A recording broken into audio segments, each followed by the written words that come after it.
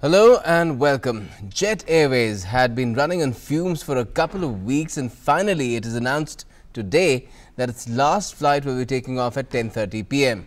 It's been called a temporary suspension, but with no emergency funding coming in from any lender or other source, it's unclear for now how operations of the carrier, which was in business for 25 years, resume. We'll get you more on this heavy turbulence in the Indian civil aviation and travel industries on Newsnight tonight. I'm Gautam Roy. We'll also get you all the latest on how all measures are in place for the second phase of voting in the general elections tomorrow. 95 Lok Sabha seats are at stake in 11 states and 1 union territory, apart from assembly seats in Odisha as well as Tamil Nadu. But first, our headlines. The dance of democracy moves to round 2, where polling will take place for 95 Lok Sabha seats in 11 states and 1 union territory tomorrow. 35 assembly seats are also up for grabs in Odisha.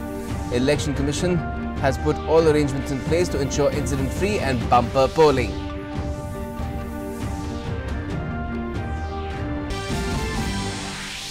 Prime Minister Narendra Modi holds 4 rallies in poll battlegrounds of Maharashtra and Gujarat, charges NCP of dynastic politics and the Congress of corruption. Says these elections will decide if a nationalist government comes to power in Delhi or those who support Tukde Tukde gang. Party Chief Amit Shah leads the charge for the BJP in Maharashtra and Odisha. The Lotus Party issues another list of 4 Lok Sabha candidates. BJP pits Malegaon blast case acquitted Sadhvi Pragya Singh Thakur against Digvijay Singh from Bhopal.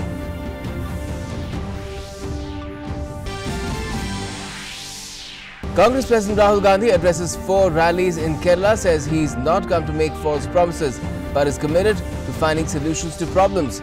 Carries out traditional worship at Tirunelli Temple, but party spokesperson Priyanka Chaturvedi embarrasses the Grand Old Party by making her dissatisfaction public on revocation of suspension of those within the party who threatened her. Other political outfits also intensify their campaigns. SP announces the candidature of Poonam Sinha from the Lucknow seat. TMC says the Modi government will not return to power. AIADMK gets a jolt from the courts. Its plea opposing the cancellation of polling in Vellore is rejected.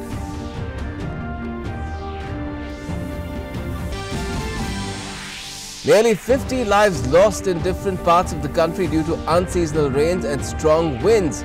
Prime Minister issues instructions to officials to roll out immediate relief and compensation. The Met Department issues warning of further storm-like conditions with rain, hail and thunderstorms for parts of North and Northeast India. Jet Airways' joy of flying turns to sorrow. The airline announces its last flight will take off tonight after 25 years of operations, as lenders refuse to extend a 400 crore rupees emergency lifeline to the funds-strapped domestic and international carrier. And Indonesia holds the largest single-phase nationwide election. Over 19 crore voters exercise their franchise. It's a tough battle between incumbent President Joko Widodo and nationalist challenger Prabowo Subianto. Exit polls and early leads suggest Widodo is set to make a comeback.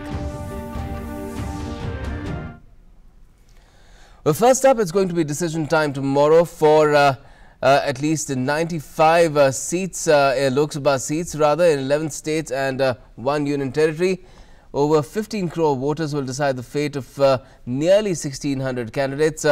These include all 39 all but one of the 39 seats in Tamil Nadu and half the seats in Karnataka as well, and a big chunk of seats in Maharashtra apart from other states. Voters will be deciding the fate of top leaders, including former Prime Minister H.D. Deve Gowda, Union Minister Sadanan Gowda and Jitendra Singh, even actor Prakash Raj. The Election Commission has put in place extensive security and administrative arrangements to ensure incident-free and fair voting.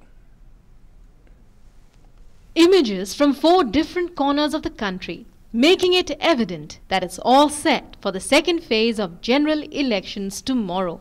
Thursday will see 95 of the country's 543 Lok Sabha seats going to poll starting at 7 a.m. Voting for most seats will wind up by 6 p.m. Polling concludes earlier in some Naxal-affected and northeast seats.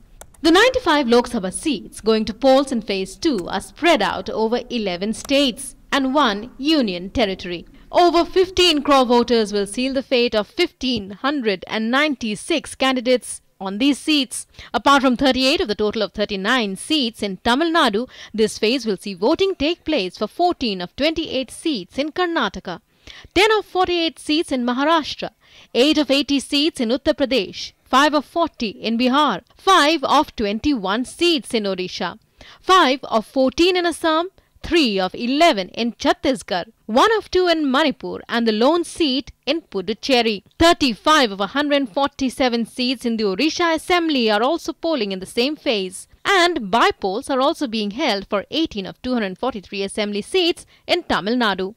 Preparations for voting are complete, with lakhs of personnel deployed to ensure free, fair and secure polling. Both central paramilitary and state police forces are being deployed to maintain vigil. Considering the sensitivity of about 120 booths of total 1800 booths, they have asked for 2 companies of central paramilitary forces, and these forces will be accompanying on those sensitive booths. The entire state of Tamil Nadu with its 39 seats is voting except for the cancelled election in Vellore because of exorbitant cash seizures a few days ago. I request all the voters to come out in large numbers and go for voting. This is the first time that more than 12 lakhs of first time voters have registered with us, and will ensure a free and fair and peaceful poll. Phase 2 is also seeing elections being held in 10 seats in Maharashtra and 14 in Karnataka. All poll preparations have been completed in both the states. सारी तैयारियां हो गई हैं, कल मस्टरिंग होगा, उसके लिए जो है सारे जितने भी ईवीएम वीवीपैट्स की ज़रूरत है उनको तैयार किया गया है, जितने लोगों को ट्रेन करना चाहिए था उन सबों को ट्रेन कर दिया गया है. This is one booth where we see, this is Bangalore Central polling station, one of the schools where we see all the arrangements have been made. Drinking water is there, and app has been downloaded so that this polling station can also be monitored directly by the Election Commission. So the security, as far as security aspect is concerned, 1 lakh security personnel will be deployed across all these 14 Lok Sabha seats. Among the 8 seats that are voting in Uttar Pradesh on Thursday are Agra, Mathura, Nagina, Amroha, Bulandshahr, Aligarh, Hathras and Fatehpur Sikri. All preparations for polling are in place. The same day will see multiple seats going to polls in West Bengal, Chhattisgarh, Assam and Odisha. Adequate arrangements have been made to ensure incident-free voting. In Bihar, the second phase will see voting for the Kishanganj, Katihar, Purnia, Bhagalpur and Banka seats. The Election Commission has made all arrangements for free and fair polls. 2 seats in Jammu and Kashmir are also going to polls in the second phase. 12 candidates are vying for the Srinagar-Budgam seats with over 12.95 lakh voters.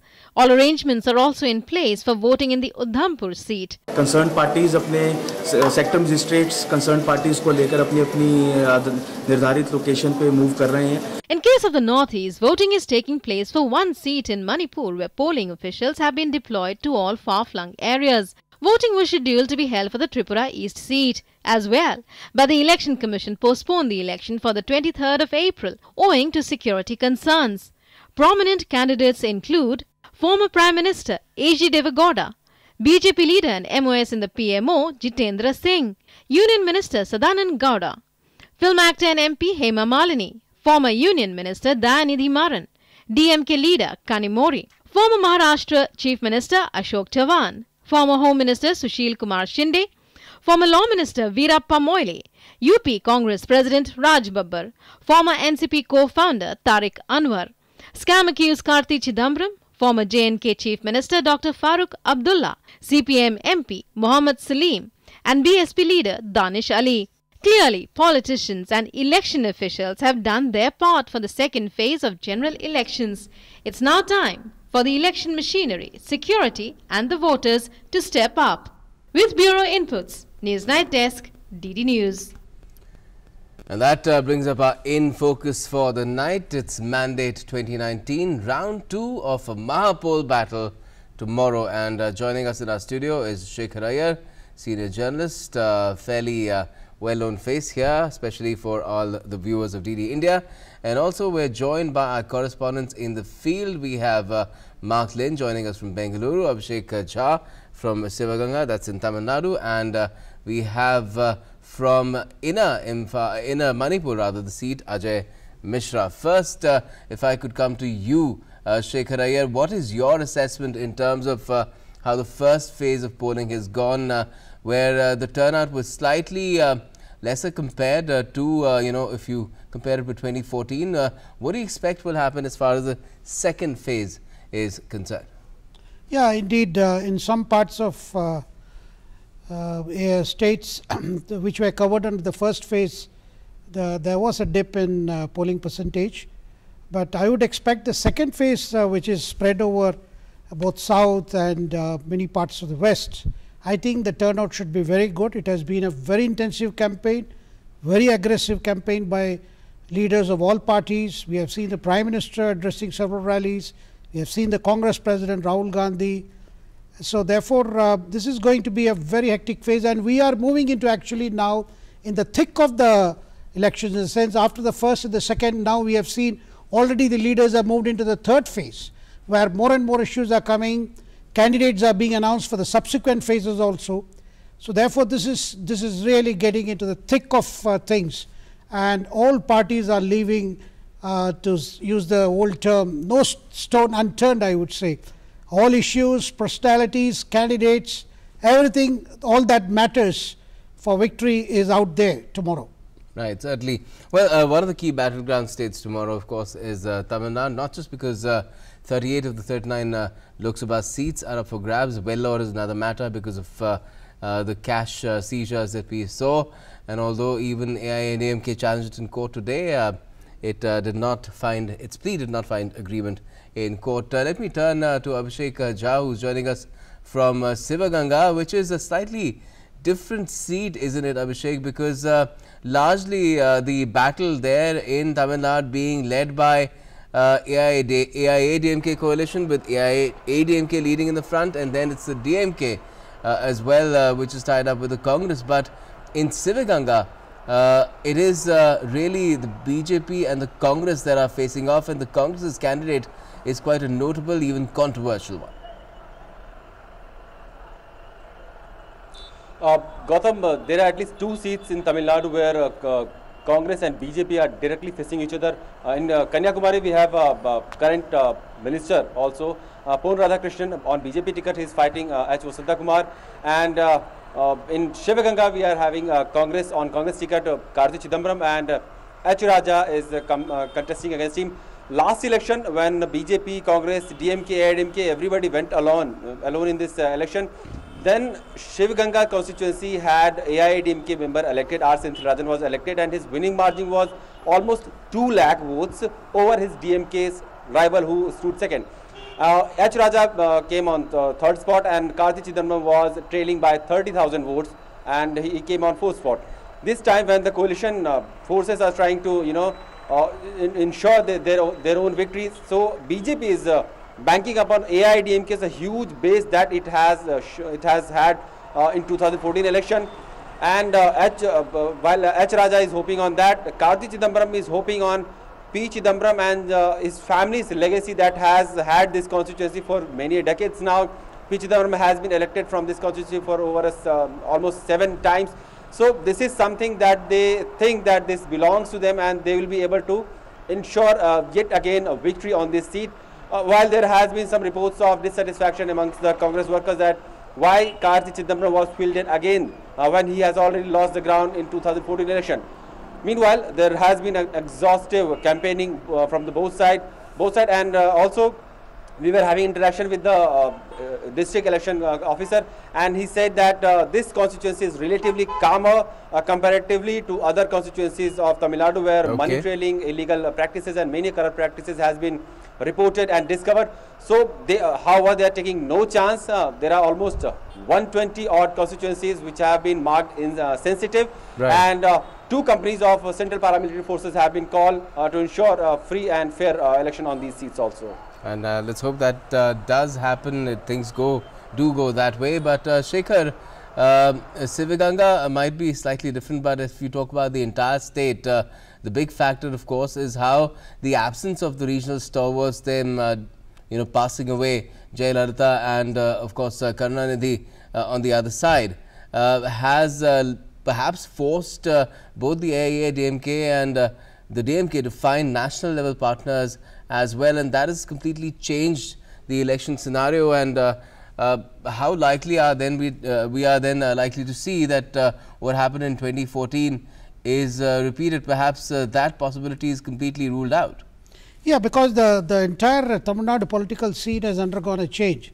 As you mentioned, two towering personalities. One is Karunanidhi, one of the tall stalwarts of the DMK. He is one of the founder leaders. He passed away.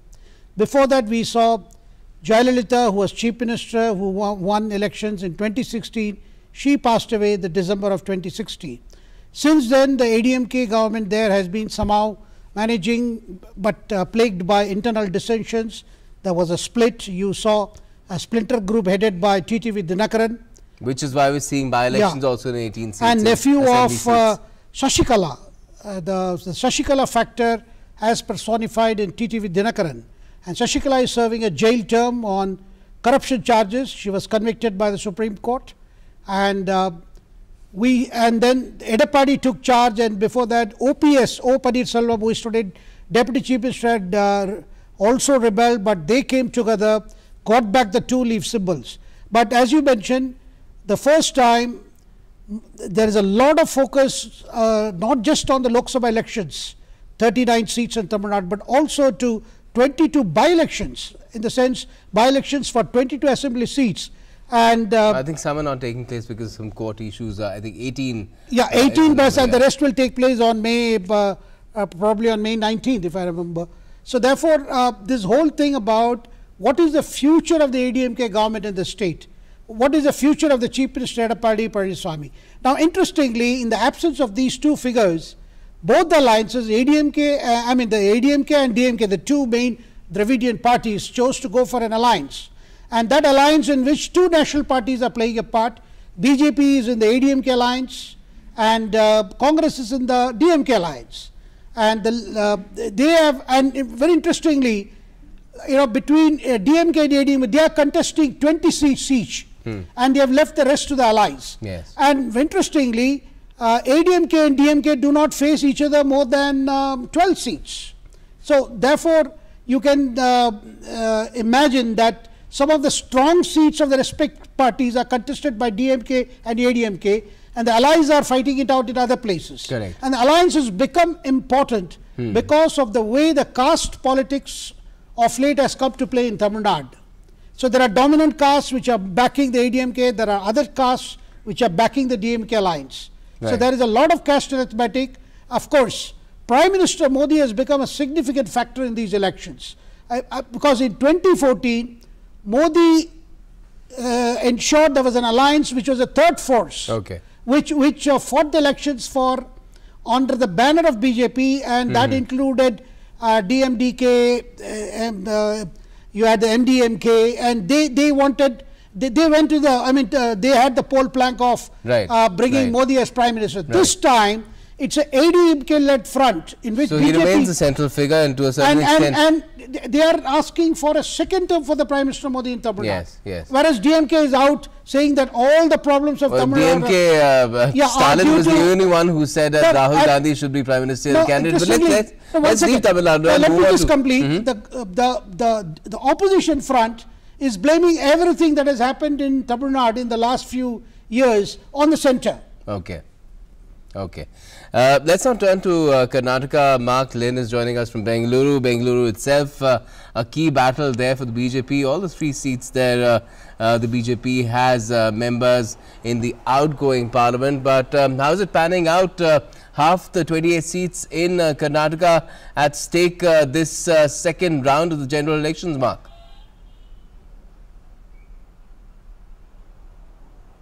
Well, of the 28 seats, 14 are going to the polls tomorrow, Gautam. And I think that the people, of the 51 million people who are eligible to vote for the entire state, about half of them will be voting tomorrow.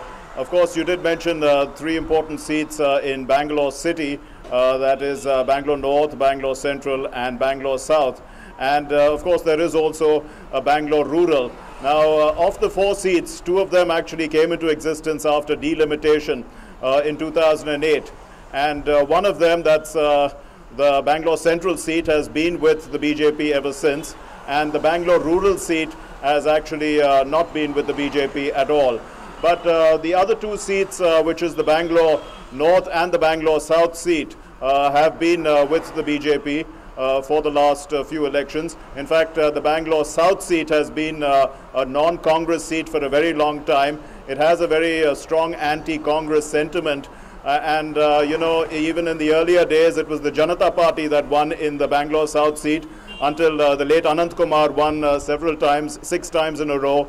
And currently, the BJP is hoping that in this particular seat, the BJP will continue to consolidate its vote bank, and that the non-Congress vote, which is also part of the JDS's vote, will probably also consolidate with the BJP rather than go to the Congress, even though they are in alliance, because the mood in that particular constituency has been anti-Congress. I mean, if you look at the record is, but then the Congress has a very strong candidate in B.K. Hari Prasad contesting against Tejasvi Surya in the Bangalore South constituency. The Bangalore North constituency is also a very big constituency because the current MP is the Minister for Statistics and Program Implementation, D.V. Sadananda Gowda, who's also been a Chief Minister of Karnataka. And he's contesting against Bairegowda, who is actually a minister in the Karnataka government and a very popular younger face. So it's all going to be pretty, it's a pretty tight contest in Karnataka, in Bangalore especially, Gautam.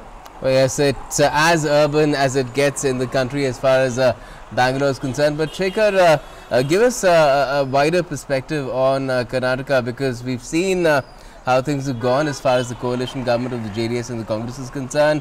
We've seen their internal differences. We've seen yet this government surviving, and in the face of that, you have the onslaught of the BJP led by Prime Minister Modi, trying to find a firmer footing than ever in the past that it has ever had in Karnataka. Gautam, this time, you know, it's not just about the who wins the number of seats in for the Lok Sabha from Karnataka. It's also about the future of this coalition, because we have seen over the year since this government came, backed by 2 parties, the JDS and the Congress, under H.D. Kumaraswamy of the JDS heading the coalition, there have been a lot of friction between the 2 parties. And people are looking at this Lok Sabha elections in terms of what will be the impact on the continuity of this coalition, because there are rumblings within the Congress, there are rumblings within the JDS. Though Deve Gowda managed a good number of seats from the Congress for this time, but what has happened is, in the 6 seats which the JDS is fighting, it's Deve Gowda himself and 2 of his grandsons. Right. And one grandson, that is Kumaraswamy's son, is fighting from Mandya, where you have the former leading actress Sumalata. She is an independent candidate backed by BJP, and the Kumaraswamy has been out there camping to ensure the victory of his son. So and interestingly, Kumaraswamy has had misgivings about certain Congress leaders about their support for his son, because there is a lot of feeling that probably Sumalata is getting backing of some Congress leaders who are not very happy with the coalition. So this is a very important seat that we are going to see. Of course, Mark mentioned about the Bangalore South, where the BJP has decided to bring in a very fresh face, that is Tejasvi Surya, and in place of, you know, Ananta Kumar's who had represented that constituency for the last 6 times. That's another interesting battle, whether the South Bangalore is going to accept a young person who is a fresh face, and that's going to be focus of these elections. So the lot about is how these people are working together in the coalition, and how the BJP, and essentially southern Karnataka is not considered to be a great stronghold of the BJP. But nevertheless, BJP is hoping that it will be able to make some mark in some of the constituencies. Well, let's see what happens. We'll get to know only on the 23rd of May. Tomorrow, of course, it's over to the voters. Let's quickly go across to Imphal as well. Inner Manipur is the seat at stake. Outer Manipur is already polled in the first phase, although some repoll is also happening in certain polling stations. Ajay, what sort of a picture is it there as far as Inner Manipur is concerned? Because there's another different kind of a force at play there, apart from, what we see as the larger battle between the BJP and the Congress and their respective coalitions. Thanks, Gautam. I think Outer Manipur was a difficult terrain for the Election Commission to conduct election there, but this time around in the Inner Manipur seat, the terrific arrangement has been made from the Election Commission. You just asked about the political parties. We have been told that there are direct fight between BJP, Congress and the CPIM, whereas some independent candidate, including some cine actors, are also participating this time around to actually attract the young voters out there. But Election Commission has been very special in this case of Manipur, because in the difficult terrain people have to travel almost 6 to 7 hours on foot. Yes. There are areas where there is no electricity, there are areas where there is no connectivity. So and manning the difficult areas is a big challenge for the Election Commission. We have with us Mr. Prashant Kumar Singh, who is a leader for this whole election campaign. Sir, we have been a technology man. What are the good technological intervention that you have actually introduced for these elections? We have a system wherein we can get in touch with all our polling parties on real-time basis. So I get to know the poll percentage on a real-time basis, number one. Number two, if there's any problem in the machines, I can immediately get to know through an app, e-Atlas, developed by our MARSAC through space applications. The third thing is that we're doing webcasting. Almost in tomorrow, out of 1300, we'll be doing it in about 550 polling stations, where we can see the live feed of what is happening inside the polling station. So these are the three initiatives that we have taken up. And yeah, but I think the women empowerment has been the key issue. Out of 4.8 lakh voters, only 4.8 are female, and they are outnumbering the males. So what are the special arrangements for them? You see, Manipur is a state which has been known for women empowerment. Women here have taken the lead in several movements, historically also in the recent times as well.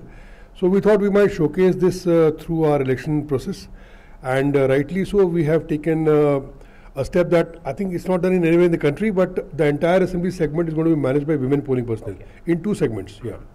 And also you have been able to convince the Honorable Governor to vote here from Delhi, and you shifted actually the vote of Honorable Governor to Manipur? Yes, you're very right. Honorable Governor Dr. Nazma Heptullah has been gracious enough to shift her vote from Delhi to Manipur. She'll be voting at 7 a.m. tomorrow sharp, one of the first voters to exercise the franchise, and we are extremely proud of that. It just sends a message that, wherever you go, you should carry your vote with you.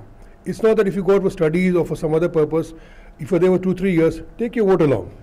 So what are your target for the polling percentage, and how do you compare it with the last elections? We have done a massive campaign under I Am Ready, and we hope the percentage will go up.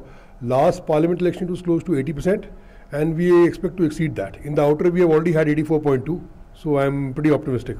Thank you very much, sir. So, Gautam, I think issues are very important for the first-time voters. Development is going to be the central stage, but the political issues are also, very much at the discussion point among the voters. So, we're just waiting for tomorrow. Certainly, thank you, and thank you to your guest as well, and thanks to all our reporters. Let me take quick comments from Shekhar Iyer as well before we wind up this part of Newsnight tonight. Shekhar, a state like Manipur, a small state, 2 seats in parliament, but it has a voice. It certainly has a voice, and its people will speak tomorrow, at least in 1 seat. And the issues that matter to them, how much commonality do you think it has with the rest of the country? Because there are issues that speak commonly to all people, whether it be jobs or prices of commodities, or even issues that have been resonating throughout the Northeast as well, like the Citizenship Amendment Bill. Yeah, indeed. There are local issues. You mentioned about Citizenship Bill. There is the issue of inner line permit. There is the issue about the political solution to the Naga problem, because Manipur is one of the states which is concerned about its own territorial integrity. So these are issues, but the over emphasizing issue, I would say, is about the youth power. The youth of Manipur is looking for better opportunities in education, in health, in avenues to use their talent. So therefore, I think this election, Lok Sabha election, can see a good turnout. In fact, in most of the elections previously, we have seen voters in Manipur are very conscious of their the power of vote.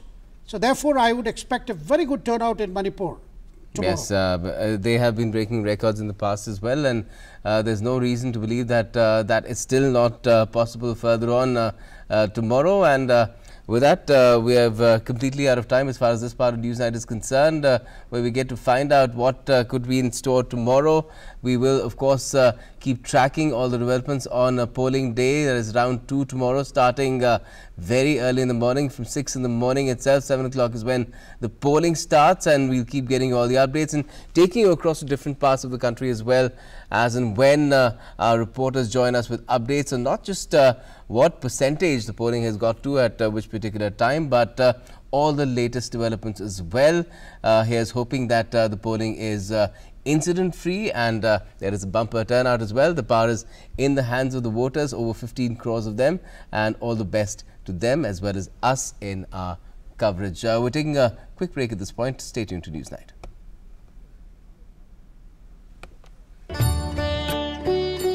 महात्मा के मंत्र, क्रोध और असहिष्णुता सही समझ के दुश्मन हैं। बापू को कृतज्ञ राष्ट्र की श्रद्धांजलि।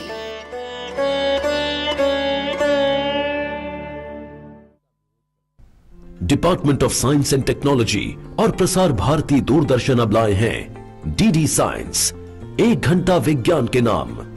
हर रोज सोमवार से शनिवार शाम 5 से 6 बजे तक एक नए युग की शुरुआत। डीडी साइंस, हम देंगे हर सवाल का जवाब।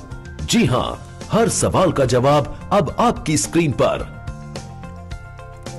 डीडी साइंस, भारत सरकार का एक नायाब कदम। Welcome back. Now, Prime Minister Narendra Modi was on the warpath today against the Congress and its ally in Maharashtra, which is the NCP, addressing a rally in Marha in the state over dynastic politics and corruption charges. He also addressed 3 other public meetings in his home state of Gujarat the same day, sticking to the refrain of attacking the opposition while talking about the developmental and national security virtues of his own NDA government at the centre. As finishing touches were being given for phase 2 of polling, Prime Minister Narendra Modi continued his campaign blitz for the remaining 5 phases in Maharashtra and Gujarat on Wednesday. His first rally was in Madha in Maharashtra, where he hit out at the Congress-NCP alliance. PM criticized Sharad Pawar's dynastic politics and said Pawar fled the poll arena from Madha Lok Sabha constituency as he sensed defeat. He also said Rahul Gandhi has maligned the entire backward community in his zeal to abuse PM Modi. कैसे मुझे गाली देते देते कांग्रेस के नामदार अब एक पूरे समाज को गाली देने में जुड़ गए। नामदार ने पहले चौकीदारों को चोर कहा, और जब चौकीदार सारे मैदान में आए और हर हिंदुस्तानी चौकीदार कहने लगा तो उनके मुंह पे ताला लग गया और अब मुंह छिपाते फिर रहे हैं। भाइयों बहनों, पिछड़ा होने की वजह से हम पिछड़ों को अनेक बार ऐसी परेशानियां झेलनी पड़ी। Prime Minister Modi also addressed rallies in Himmatnagar and Surendranagar in Gujarat. He accused the UPA government of arresting BJP President Amit Shah and police officers in Gujarat in a bid to topple the state government then headed by him. He asked the crowd if they approve the language being used by Congress President Rahul Gandhi against him. The last rally of the day was in Anand. PM Modi said that this election will decide if nationalist forces will rule the country or those who want to help the Tukre Tukre gang by scrapping the sedition law. Congress party ने officially घोषित किया है कि कांग्रेस राष्ट्रद्रोह का कानून हटाना चाहती है ताकि जम्मू कश्मीर में पत्थरबाज मजबूत हो और देश के और भागों में नक्सलवादी मजबूत हो। टुकड़े टुकड़े गैंग देश के टुकड़े करने की अपनी शरारतें खुलेआम हिम्मत से कर पाए। 26 parliamentary constituencies across Gujarat will poll in the third phase on the 23rd of April. The state has been a BJP bastion, with PM Modi heading it as Chief Minister for 12 years. With Yogesh Sheetal and Meghna in Gujarat, News Night Desk, DD India. And apart from the PM, the BJP's campaigning blitz was also led by Party Chief Amit Shah in Maharashtra and Odisha. Home Minister Rajnath Singh filed his nomination papers for the Lucknow seat the same day that the Samajwadi Party announced Shatrughan Sinha's wife Poonam as its candidate for the same seat. But the BJP was not to be outdone. It unveiled Malegaon blast acquitted Sadhvi Pragya Singh Thakur as its candidate for the Bhopal seat against top Congress leader Digvijay Singh. With the end of campaigning for the second phase of Lok Sabha polls, parties are now focusing on the remaining 5 phases. On Wednesday, BJP chief Amit Shah addressed rallies in Maharashtra and Odisha and appealed for votes. In Maharashtra, he touched upon the National Conference demand for a separate PM for J&K and said that as long as the BJP was in power, Kashmir would remain an integral part of India. Rahul Baba, Congress की नीति जो हो आतंकवादियों से आप इलू करते रहिए, हमें कोई आपत्ति नहीं है, मगर भारतीय जनता पार्टी की नीति में स्पष्ट कर दिए देता हूं, सांगली की इस वीर भूमि पर हम आतंकवाद को सहन नहीं करेंगे, वहां से गोली आएगी, यहां से गोला जाएगा, ईंट का जवाब पत्थर से दिया जाएगा. Claiming that the only slogan echoing in every corner of the country was "Fir ek baar Modi Sarkar," he said that even though the Congress had ruled India for 5 generations, it had done nothing for the country. Meanwhile, Home Minister Rajnath Singh filed his nomination papers in Lucknow, after which he inaugurated the party election office there. The Samajwadi Party has fielded Shatrughan Sinha's wife, Poonam Sinha, from this seat. The BJP has said she does not stand a chance against Rajnath Singh. तो राजनाथ सिंह जी के सामने बड़े बड़े दिग्गज नहीं टिक सकते, ये कहां से टिकेंगी? पूनम जी तो कोई बहुत सेलिब्रेटेड एक्टर भी नहीं थी. Meanwhile, the BJP issued its 22nd list of candidates, of which 4 are from Madhya Pradesh. The party on Wednesday announced the name of Sadhvi Pragya Singh Thakur as the candidate for the high-profile Bhopal seat. She is pitted against Congress heavyweight Digvijay Singh. Other candidates on the list are KP Yadav from Guna, Raj Bahadur Singh from Sagar and Ramakant Bhargav from Vidisha. After her announcement as a candidate, Sadhvi Pragya went on to meet party leaders. She expressed confidence in her victory. सबने मिलकर के मुझे ये जिम्मेदारी दी है कि मैं लोकसभा के चुनाव में प्रत्याशी के रूप में रहूं. यहाँ जो किया गया है वही बोला जाएगा और जो करेंगे, जो कहेंगे और वो करेंगे. Both campaigning and nominations for the remaining 5 phases continues in full earnest, even as voters polling in phase 2 make up their minds about whom to vote for on Thursday. News Night Desk, DD India. And Congress chief Rahul Gandhi campaigned in his newly selected constituency Wayanad today. Rahul Gandhi offered prayers at the famous Tirunelli temple and addressed rallies in Kannur. And while the BJP has been saying that he has opted to contest from 2 seats for fear of losing from the traditional family bastion of Amethi, Rahul Gandhi explained why he had chosen to do so.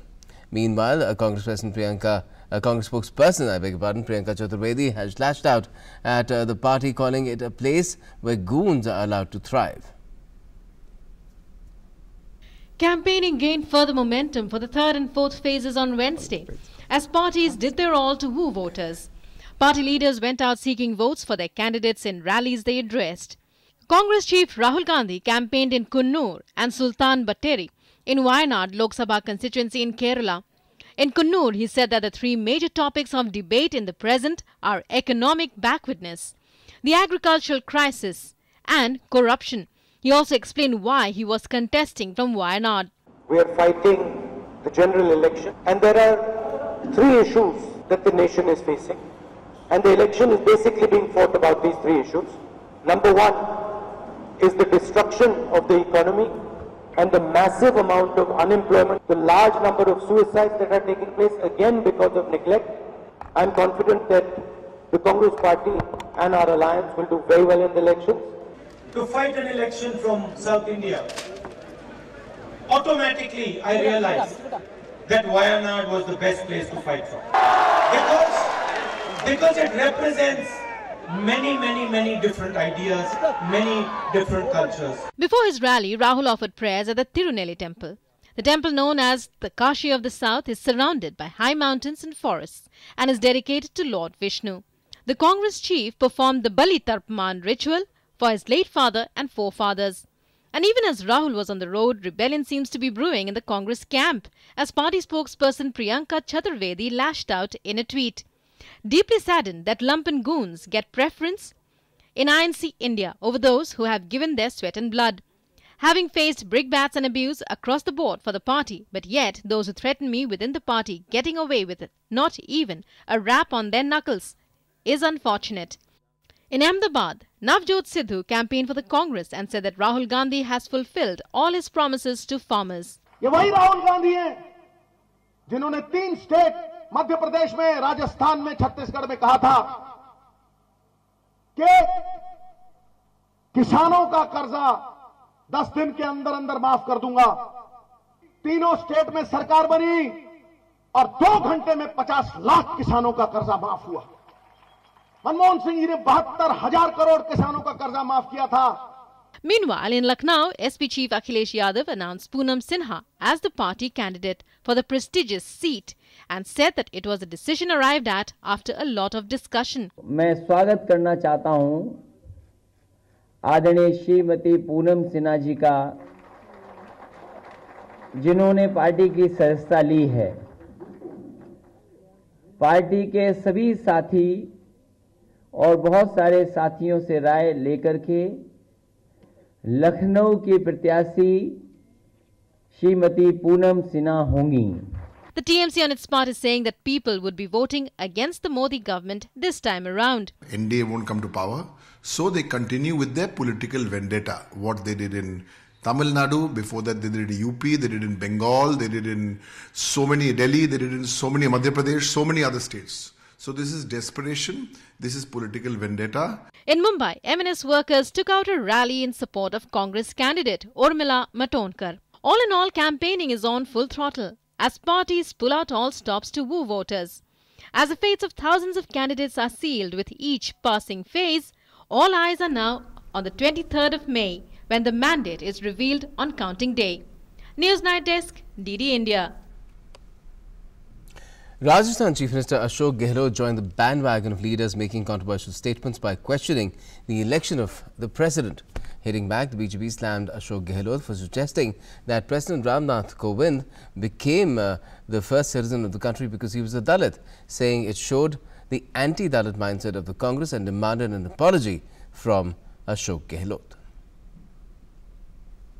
राष्ट्रपति कोविंद जी का जो चुनाव, कल में एक article पढ़ रहा था कि क्योंकि चुनाव गुजरात के आ रहे थे, वो पहले घबरा चुके थे कि हमारी सरकार गुजरात में नहीं बनने जा रही है।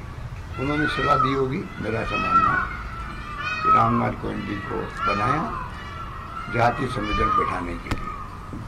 हम मांग करते हैं कांग्रेस पार्टी से, अशोक गहलोत से, राहुल गांधी से इस बात की माफी मांगे, क्योंकि अशोक गहलोत जी ने कहा कि राष्ट्रपति कोविंद जी इसलिए राष्ट्रपति बनाए गए क्योंकि वो दलित समाज से आते हैं। क्या ये उचित है? क्या सभी समुदायों का सामाजिक सशक्तिकरण करना, क्या कांग्रेस इसके विरोध में है? खुले आकर बोले। People really need to measure their words, especially in times of elections, because of what is at stake. It seems that extreme comments come out into the public domain. All right, now a word for our viewers. Do join DD India tomorrow as we bring you all the updates through the second phase of polling with our reporters fanned out across the nation. Just take a look at what's in store.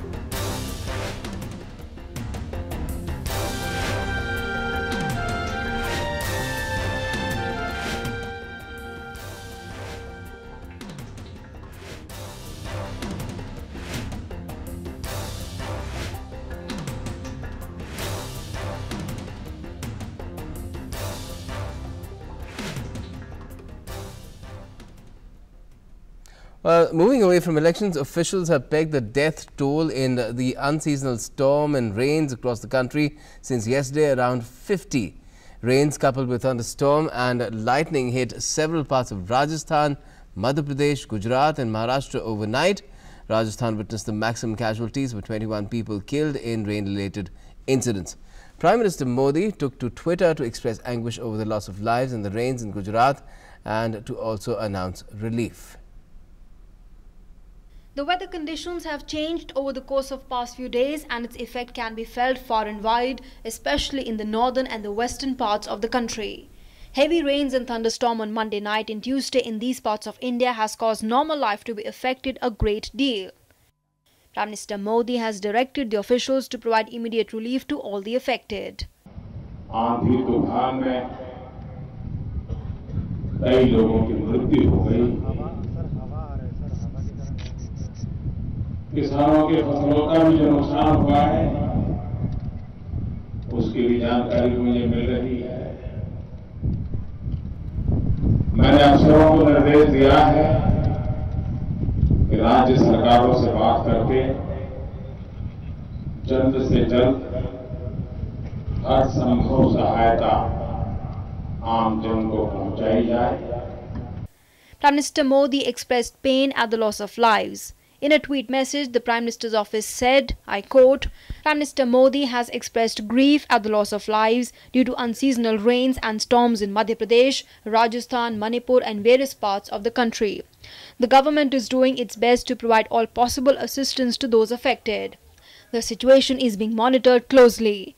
An ex-gratia of 2 lakh rupees each for the next of kin of those who lost their lives due to unseasonal rain and storms in Madhya Pradesh, Rajasthan, Manipur and various parts of the country has been approved from the Prime Minister's National Relief Fund.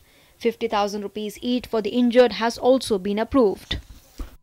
BJP senior leader and Union Home Minister Rajnath Singh also expressed anguish at the loss of lives. He tweeted, I quote, deeply pained and anguished by the loss of precious lives due to untimely rains and thunderstorms in Rajasthan, Madhya Pradesh, Gujarat and certain other parts of the country. Congress President Rahul Gandhi has expressed sadness over the loss of lives in Gujarat, Rajasthan, Manipur, Madhya Pradesh and various other parts of the country due to the dust storm. In Gujarat, unseasonal rain and thunderstorm has caused heavy damage.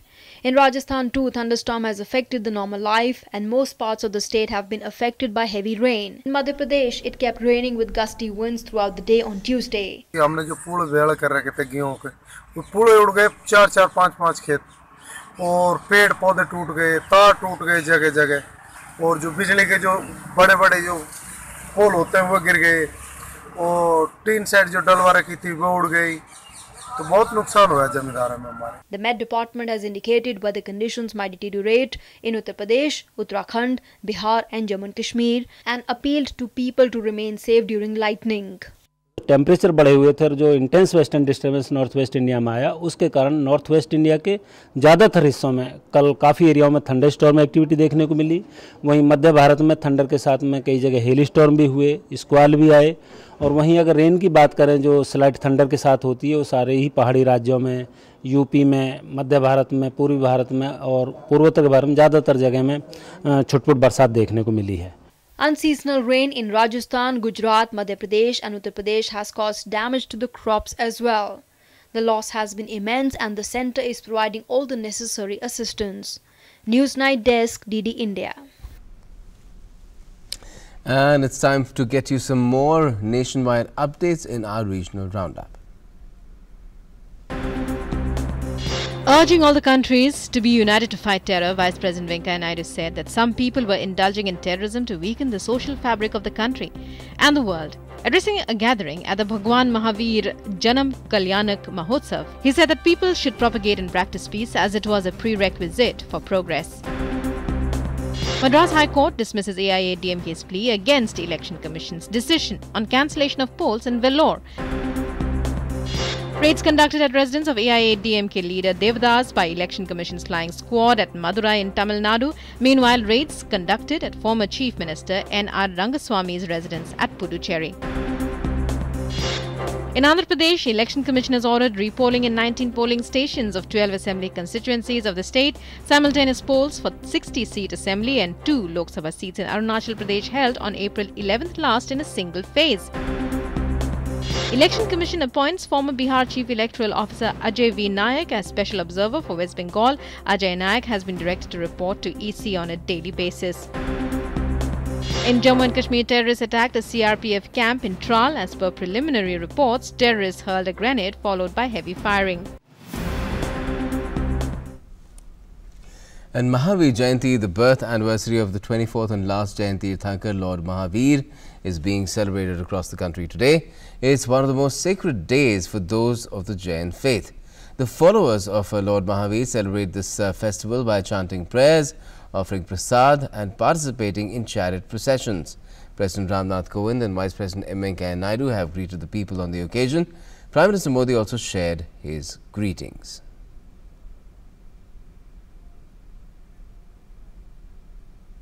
आज भगवान महावीर जी की जयंती भी है।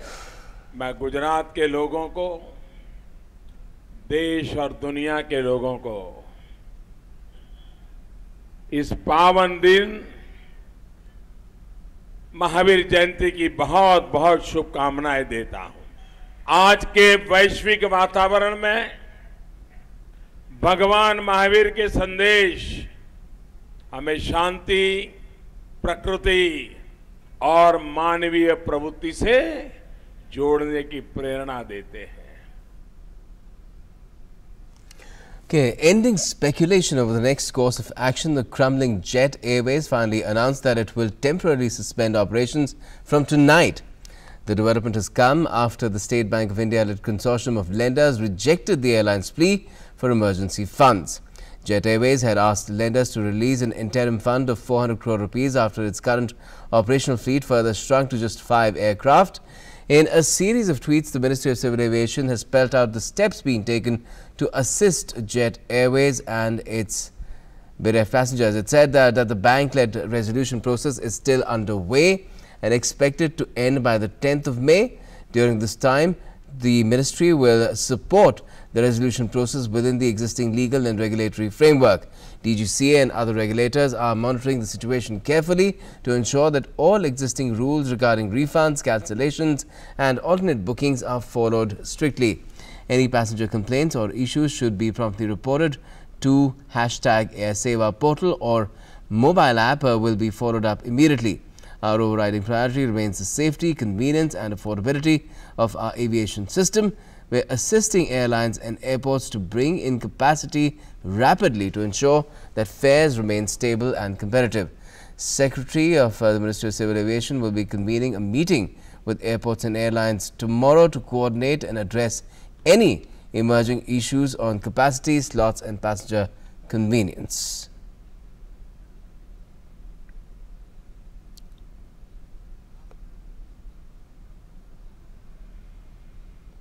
Let's go across quickly to Arun Sharma, my colleague and our correspondent, tracking all the developments there. Arun, what does this really mean that the resolution process is on, measures being taken to ensure that, the sector is not really thrown out of gear, passengers the flyers are not deserted midway, but what does it mean for the sector overall, and if you extend it even to the entire travel domain?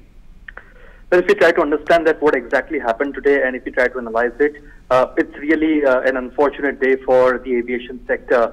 So Jet Airways, as it was expected that it will today or tomorrow will be grounded, so it happened, and Jet Airways has temporarily suspended its operations, international and domestic both, right from tonight. And the important part is that now the 10th of May 2019 will be very much important for Jet Airways, because the bidding process for taking over the stake. Now, as you are aware of the fact, Gautam, that the State Bank of India is the primary lender, and it has taken a stake of close to 50%. But State Bank of India, at the end of the day, is a bank. So it will not be in a position to fly the airline. So what State Bank of India is looking for, it is inviting bids for other airline companies to take over the stake in the Jet Airways. So in that context, now the bidding process ends on 10th of May. Now what our sources are telling us that close to 4 to 5 bidders are actively looking at taking stake in the Jet Airways.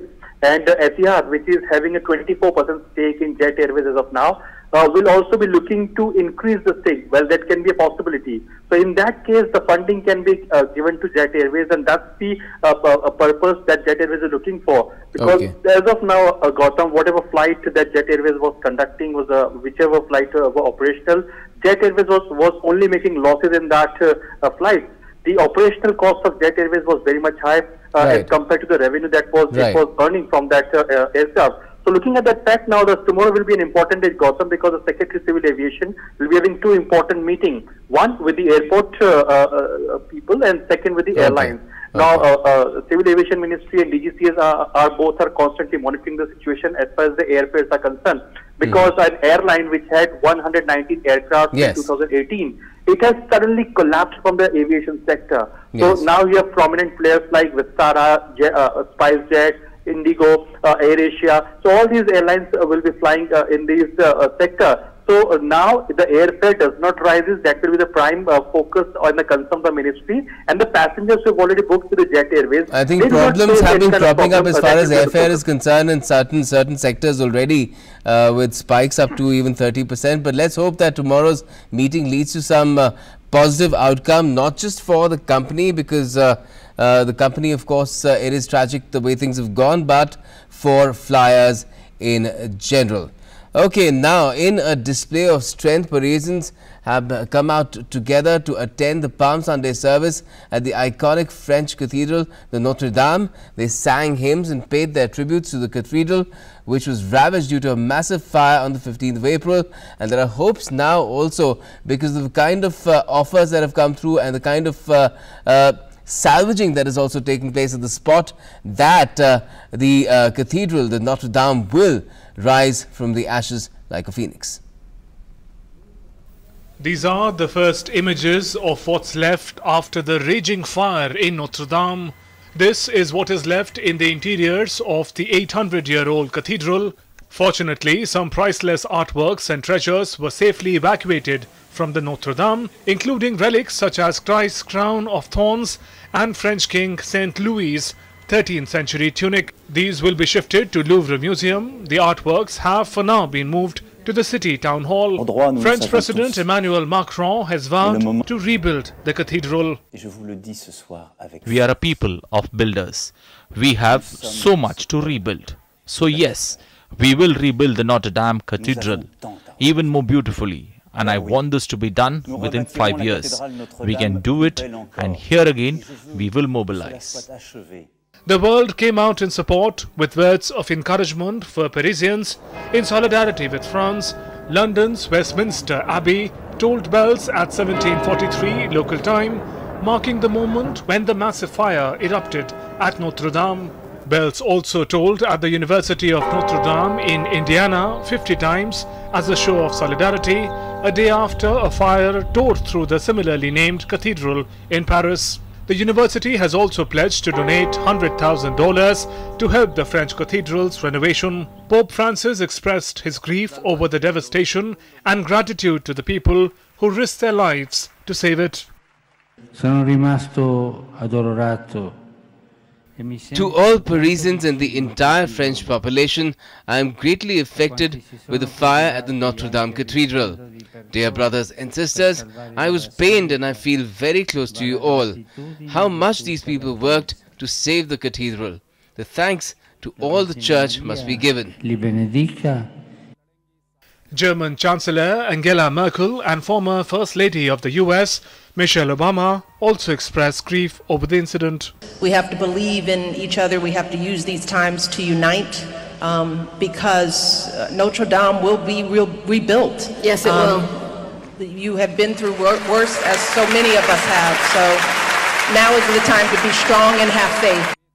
French prosecutors investigating the blaze said it was probably caused by an accident. The Paris prosecutor has opened an investigation into the involuntary destruction by fire, and police has begun questioning workers involved in the restoration that has been going on for quite some time. The owner of the renovation company tasked with restoring Notre Dame has said he is participating in an investigation opened by the Paris prosecutor's office to look into the fire's origins. He also clarified that no workers from his company were at the site when the fire started.